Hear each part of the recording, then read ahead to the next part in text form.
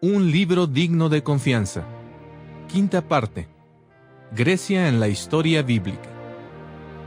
Esta es la quinta parte de la serie de artículos publicados en Despertad sobre las 7 potencias mundiales de la historia bíblica. Su objetivo es demostrar que la Biblia es confiable e inspirada por Dios y que transmite el esperanzador mensaje de que, por fin acabará el sufrimiento causado por la cruel dominación del hombre por el hombre.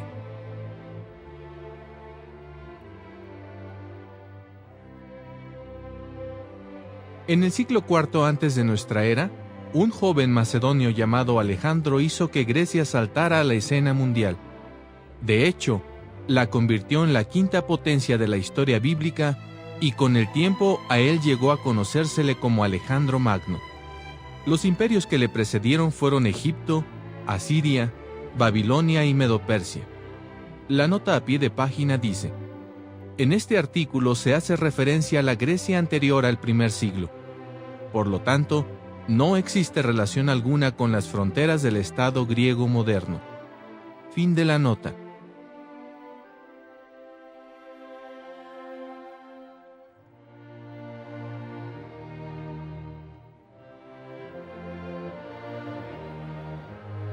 Tras la muerte de Alejandro, su imperio se fragmentó y comenzó a desvanecerse.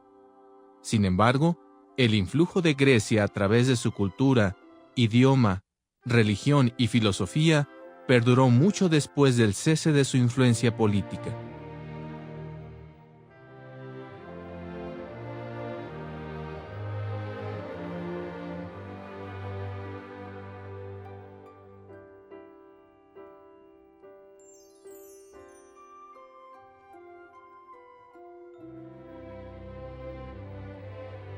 Historia fiable. El registro bíblico no indica que hubiera ningún profeta de Dios activo durante la época de la supremacía griega. Tampoco se escribió ningún libro bíblico inspirado durante ese tiempo. No obstante, Grecia sí aparece en las profecías bíblicas. Además, las escrituras griegas cristianas, conocidas generalmente como el Nuevo Testamento, hacen referencia al influjo griego. Por ejemplo, había un grupo de 10 ciudades helenísticas, casi todas en Israel, conocido con el nombre de Decápolis, palabra griega que significa 10 ciudades. La Biblia menciona esta región varias veces, y la historia seglar y los impresionantes restos de teatros, anfiteatros, templos y baños dan fe de su existencia. Las escrituras contienen además muchas referencias a la cultura y la religión griegas, sobre todo en el libro de Hechos, escrito por el médico Lucas. Analicemos algunos ejemplos. Al relatar los hechos ocurridos durante la visita del apóstol Pablo a Atenas en el año 50, la Biblia señala que la ciudad estaba llena de ídolos. Hechos 17:16. Las pruebas históricas confirman que Atenas y su periferia estaban llenas de ídolos y santuarios. Hechos 17:21 dice que todos los atenienses y los extranjeros que residían allí temporalmente no pasaban su tiempo libre en ninguna otra cosa sino en decir algo o escuchar algo nuevo. Los escritos de Tucídides y Demóstenes atestiguan la obsesión de los atenienses por la conversación y el debate. La Biblia indica específicamente que filósofos de los epicúreos, así como de los estoicos, entablaban conversación polémica con Pablo, y que incluso lo condujeron al Areópago para oír más de lo que tenía que decir. Hechos 17, 18 y 19. En efecto, Atenas era conocida por sus muchos filósofos, entre ellos los epicúreos y los estoicos. Pablo habla de un altar ateniense con la inscripción a un dios desconocido. Hechos 17:23. Los altares dedicados a un dios desconocido posiblemente fueron erigidos por Epiménides de Creta. En su discurso a los atenienses, Pablo citó las palabras, «porque también somos linaje de él», y las atribuyó no a un solo poeta, sino a ciertos poetas de entre ustedes. Hechos 17:28. Al parecer, se trataba de los poetas Arato y Cleantes. Con buena razón, un arqueólogo concluyó lo siguiente: el relato de la visita de Pablo a Atenas tiene para mí el sabor de lo escrito por un testigo ocular. Igual podría decirse de la descripción bíblica de las experiencias de Pablo en Éfeso, Asia Menor. En el primer siglo de nuestra era, esta ciudad aún mantenía su preferencia por el paganismo griego, en especial el culto a la diosa Ártemis.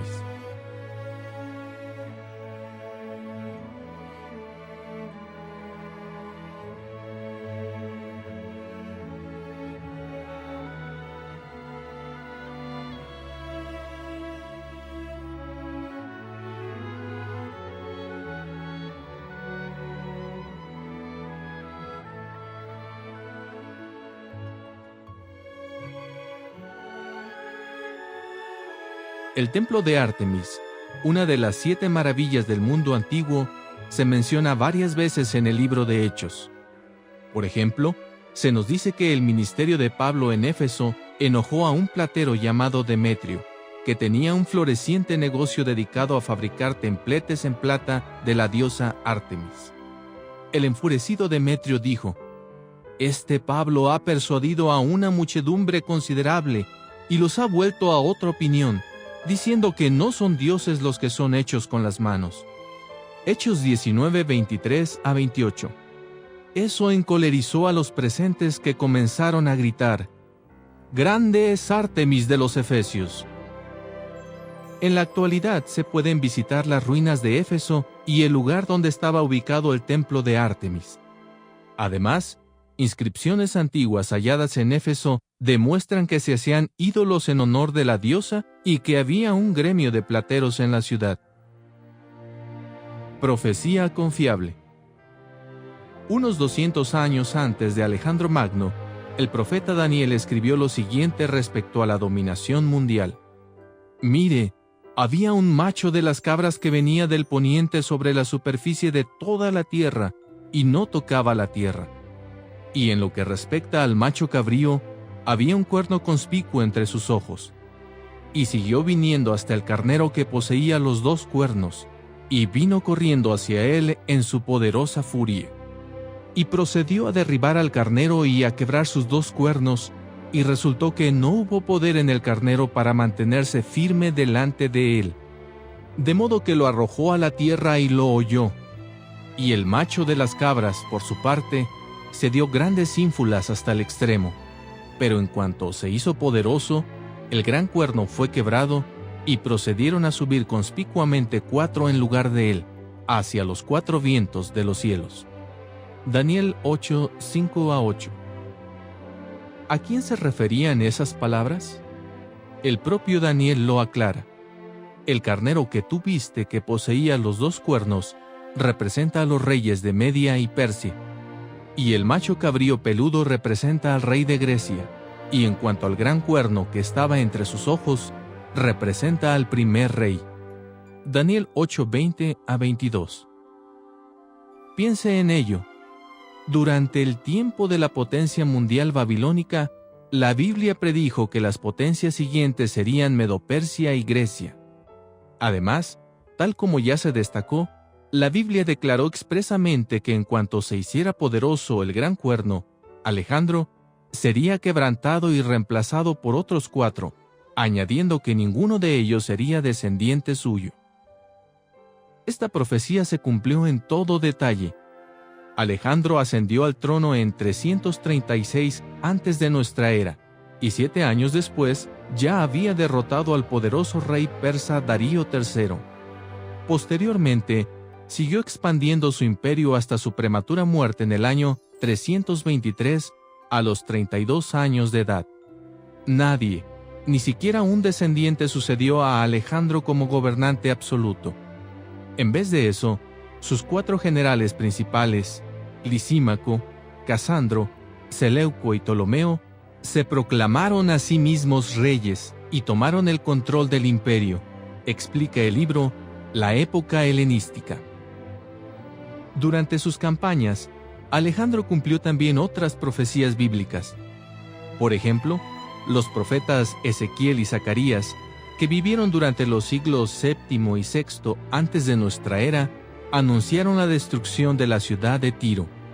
Ezequiel escribió incluso que sus piedras y su polvo serían colocados en el medio mismo del agua.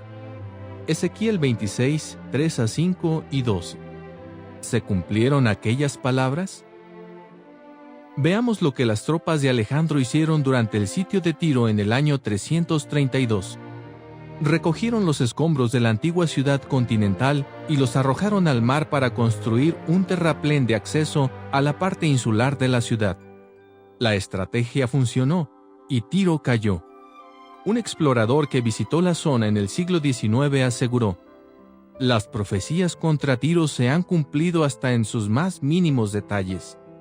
La nota a pie de página dice: tal como lo predijo Ezequiel, la primera conquista de Tiro la efectuó el rey babilonio Nabucodonosor.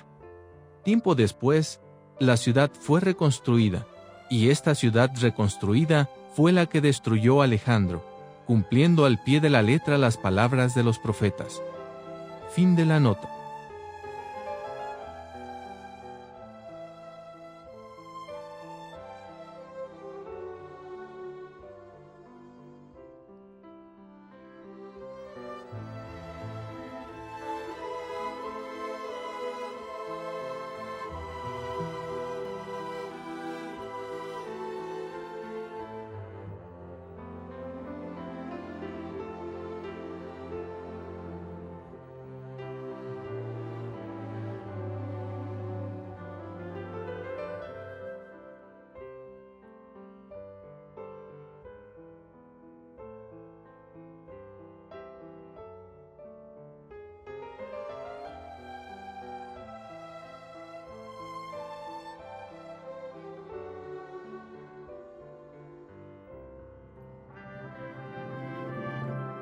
Una esperanza en la que usted puede confiar.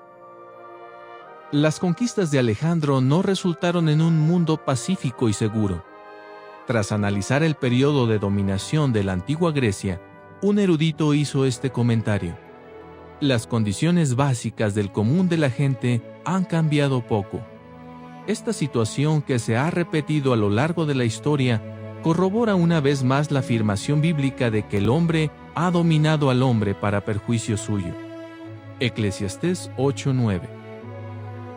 No obstante, los malos gobiernos no continuarán indefinidamente, porque Dios ha establecido uno que supera a cualquiera concebido por el ser humano.